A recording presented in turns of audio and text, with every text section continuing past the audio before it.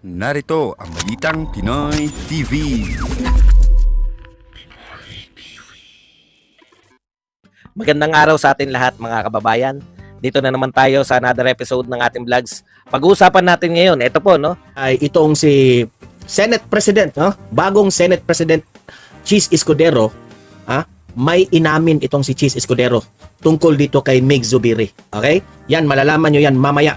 Ano ba itong inamin ni Chis Escudero tungkol dito kay Mig Zubiri? Okay? Pero bago ang lahat, bago natin ito pag-uusapan, help me po na i-like at i-share itong ating video, itong ating live sa Facebook at sa YouTube, ha. Mag-like and share para kakalat ito sa taong bayan. Okay? Sabay-sabay nating i-like at i-share itong video natin Facebook at YouTube. 1, 2, 3, go. Okay? Naka-like and share na ba? And also guys, paki-subscribe, paki-follow sa Facebook at sa YouTube para lagi kayong updated sa mga balita na kagaya nito. At ma-notify ang inyong mga cellphones kung meron tayong breaking news. Okay? Sabay-sabay nating i-follow at i-subscribe Facebook at YouTube. Ready? Follow, subscribe. 1, 2, 3, go. Ayan, naka-follow at subscribe na ba? So, simulan na natin. Ito ha. Ito yung mga tandaan nyo sa mga ginawa nitong mga senador na ito. Dapat nyo itong tandaan at alam nyo, alamin nyo kung sino ang iboboto nyo sa susunod. Okay? So, ito. Anyway, itong si Escudero, I think 2028 pa ito. Diba? Na next na kanyang kasi yung isang I think 2 terms siguro yung isang senador, di ba? So, itong si Senate President Escudero, kabago-bago lang naman yung naging Senate President, may inamin siya na isa siya sa mga pasimuno sa pagpapatalsik kay Zubiri. Anong masasabi nyo dun? Gencast Channel from Hong Kong po. Ayan, maraming salamat mga taga Hong Kong natin viewers dyan. Mga taga Hong Kong viewers natin dyan, ano ang masasabi nyo na inamin ni Senate President Escudero na isa siya sa mga pasimuno sa pagpapatalsik dito kay Mig Zubiri? Ano ang masasabi nyo dito? Lumabas na ang katotohanan na this is planned already. Bakit ko ba nasasabi na planado? Unang-una po, kung mapapansin mo, nung sworn na itong si Escudero, katabi niya kaagad si Heart Evangelista. Meaning to say, si Heart Evangelista po, nandyan na pala, naka-ready. Di ba? Paano yun? So, hindi yun, hindi yun matatawag natin na impronto yun, mga pangyayari na yun. Hindi. Ito, analysis ko ito, sarili kong analysis, opinion. Bakit nakahanda si Heart Evangelista kaagad sa tabi? Di ba? So halata na scripted na ito. Halata na. Yung lipstick ni Heart Evangelista talagang pinaghandaan. Di ba? Yung lipstick ni Heart pinaghandaan talaga. So, wala na. Ito yung video na si Chis Escudero raw inamin niya. Okay? Chis Escudero, pasok. Balitang pambansa. Abay inamin ni Senate President Chis Escudero na siya ang umano'y bumuo ng resolusyon para sa pagpapalit po ng liderato sa Senado. At Siya yung bumuo. Diba? niya, diskumpiyado ang Ang tanong dito, ang tanong dito, utos ba ito sa Malacanang na ang planong gustong ipalit ni Zubiri si Chis Escudero? Yan ang malaking tanong. Okay? Kung may kinaugnayan ba itong mga Escudero at itong mga Marcos? Malaking tanong yan na dapat nating suriin, dapat nating malaman. Okay? Continue. ng senador kay dating Senate President Mig Zubiri. Webes ho nang mag-draft siya ng Sabi dito ni Noel Noel Bagang. Masasabi ko dyan kay Chis, may ambisyon. Oo nga. Ako sang-ayon ako sa iyo, Noel Bagang. resolusyon para daw po sa pagpapalit ng liderato. Gabi ho bago yan, dumalo siya sa isang public gathering kung saan daw nandoon si Pangulong Marcos Jr., First Lady Ulitin natin kasi importante itong sinabi. Okay, again, rewind kasi may mahalaga ito. siya ng resolusyon para daw po sa pagpapalit ng liderato. Isa siya sa bumuo na gawa ng resolusyon para palitan itong si Zubiri. Gabi ho bago yan, dumalo The night before nangyari itong pagbibitiw ni Zubiri, pakinggan. siya sa isang public gathering kung saan daw nandoon si Pangulong Marcos Jr. So may naganap bago, ito yung nangyari. Bago naganap ang pagbibitiw ni Zubiri, the night before doon sa nangyari, may public gathering. public gathering. Nagtipon-tipon kasama si Presidente Bongbong Marcos. Sino itong mga kasama ni Presidente Bongbong Marcos the night before nangyari ito? Obvious na, di ba? Anong pagtipon-tipon yun? Yun ba ang pagtipon-tipon na ibagsak na si Zubiri? Nagtipon-tipon sila the night before nangyari yan. Play. Dumalo siya sa isang public gathering kung saan daw nandoon si Pangulong Marcos Jr., First Lady Lisa Araneta Marcos. Nakasama si First Lady. Inamin ni Cheese Escudero. Public hearing, nandun si F. Eliza at itong si PBBM. Sino ang mga senador doon nakasama? At House Speaker Martin Romualdez. Nandun rin. Kompleto ang tropa. Present si PBBM, present si F. Eliza, present si Martin Romualdez sa isang pagpupulong the night before. Sabi ni Cheng Malonzo, planted yan. Hindi, Plants vs. Zombie yan. So very obvious na. The night before, merong pagpupulong nangyayari. Lisa Araneta Marcos at House Speaker Martin Romualdez. Pero giit ni Escudero, wala silang kinalaman sa pagpapalit po ng liderato. Pero bakit kayo nandyan? Bakit nalaman mo, Escudero, Charo? Hindi ko lang alam kung umiiwas lang itong si Cheese Escudero. Hindi ko lang alam, hindi ko papangunahan siya. Pero I don't think na hindi mo mafe-feel na ilaglag si Zubiri. 'Di ba? Ang tanong, present ba si Zubiri diyan? Kasi kung wala si Zubiri at the night before, obvious na talaga. 'Di ba? Noong weekend daw, sinimulan na niya ang pagtatawag sa mga kapwa senador. Bakit ka nagtatawag ng kapwa mo senador, Cheese Escudero? Alam mo na siguro, siguro.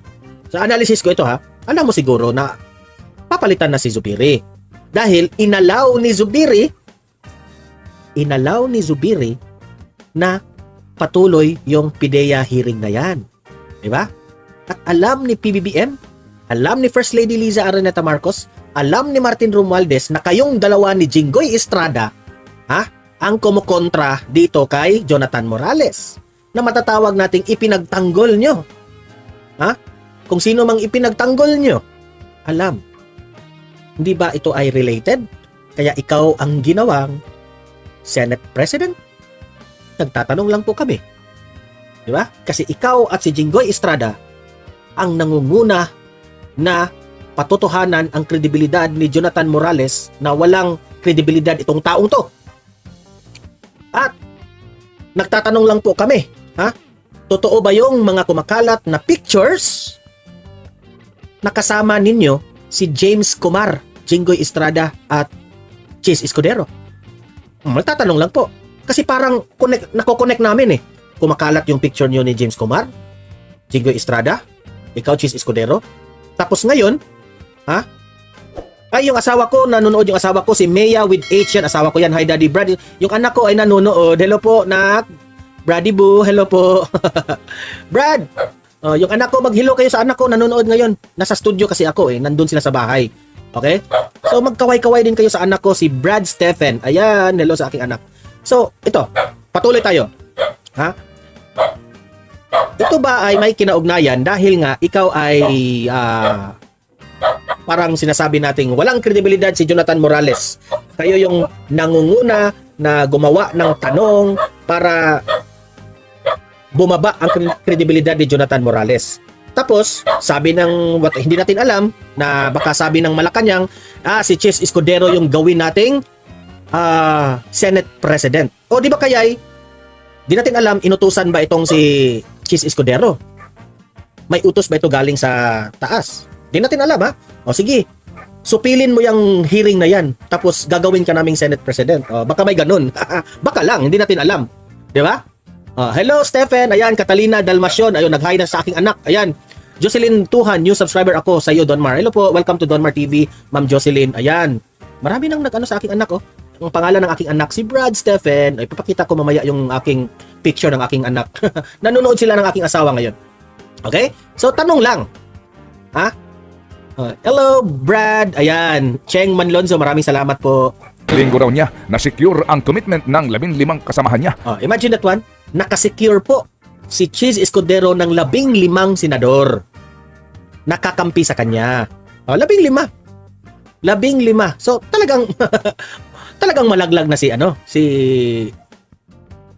malaglag na talaga si Zubiri niyan. 'Di ba? O dito mo talaga makikita kung sino yung mga senador na may prinsipyo. Sino yung mga senador na mauutusan. Dalawang type of senador, mauutusan at yung may bayag, yung may prinsipyo. Alam na natin. Kaya nga, bilib na bilib ako kay Zubiri dahil hindi siya nagpapautos. Pero yung ibang mga senador na bumoto kay Chis Escudero, alam na. Pero except Bato de la Rosa and the rest. Kasi alam nila, hi there, baby Stephen. Ayan, maraming salamat, Ma'am Lichen. Alam nila na naka-provide na ng 15 votes. So yung iba, bumoto na lang for some other reasons. Kasi lagi nating tatandaan, bakit itong si Tolentino, itong si Robin Padilla, itong si Senator Bongo, bakit bumoto sila sa kay Chis Escudero? Okay? Bakit bumoto silang tatlo? Alamin po natin. Hindi ibig sabihin na bumoto sila kay Chis Escudero, kakampi na ito ng Malacanang. Hindi po ganyan. Bumoto silang tatlo para manatili sila dyan. Kasi mahirap na hindi nyo iboboto yan, merong mga desisyon dyan na dapat makisali sila. Kasi lalong gugulo yan if hindi sila makisali sa votes.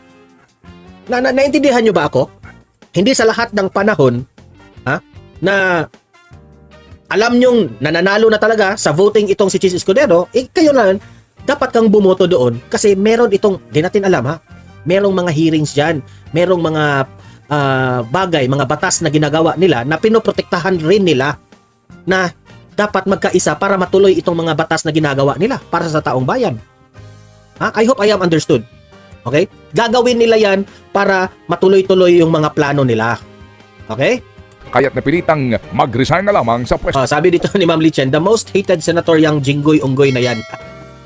Ay! Si Zubiri. Humingi naman ng paumanhin si Senator Ronald De La Rosa sa pagpirma niya sa resolusyon Ayan, umiyak yan wala kasi silang choice. They have to vote Chis Escudero. Okay? para palitan si Senator Mig Zubiri bilang Senate President. Matatanda ang umiyak pa nga si Senator Bato habang nagsasalita si Zubiri tungkol sa pagbibitiw nito sa pwesto. Pero nagulat ang lahat, nakasama pala siya sa mga pumirma sa resolusyon para palitan ng dating Senate President. Ang paliwanag ni De La Rosa, ayaw talaga niyang pumirma pero mas nangibabaw. Ayaw talaga niyang pumirma. Ano lang yan? The same lang yan kay Senator Bongo, Senator Robin Padilla, Senator Tolentino. Ayaw sana niyang bumoto pero ano yung rason bakit bumoto sila? Ang una niyang pangako sa mga kapartidong senador na para palitan ng dating Senate President. Ang paliwanag ni De La Rosa, ayaw talaga niyang pumirma pero mas nangibabaw. Ang una niyang pangako sa mga kapartidong senador na solid sila sa pagboto. Di ba? Dapat maging solid sila doon. Kasi grupo yan Dapat solido. Kasi kung titiwalag ka dyan sa grupo na yan, mapiligro yung mga batas na pinagpasan nyo dyan. Analysis ko ito analysis ko to. Sarili ko tong opinion. Posible. Poprotektahan mo ang batas na ginagawa nyo. Tapos sila yung masisira kapag hindi matuloy yun. Ang inuuna nitong si Bongo, Bato, itong si Tolentino, may pinapasa ito para sa taong bayan. Ayaw nilang masupil yun. Okay? We have to understand that one. Aminado naman si Zubiri na ikinagulat niya ito. Pero mananaig pa rin daw sabi dito, tama po, nandyan sila Senator Bongo para alam nila ang balak ng Malacanang. Correct. Lalo sa pagdating sa usapang People's Initiative. Kailangan silang nandyan sa grupong yan para alam nila yung utos taas. Di ba? Kasi kung titiwalag sila lahat dyan, wala na tayong pangdepensa. I hope na iintindihan nyo nakisabay, correct, Ma'am Nelsky. Talagang interes kaysa sa pagkakaibigan. Gandang pakinggan dito yung mga soundbite nila Pero di bale, mamaya po ay meron tayong talakayan tungkol po sa mga pangyayari. Ito na nga mga kabalita. Ano na ang masasabi nyo patungkol sa balitang ito? Please comment down below mga kabalita. Pag-usapan natin yan sa comment section. At kung di ka pa nakasubscribe sa ating channel, baka naman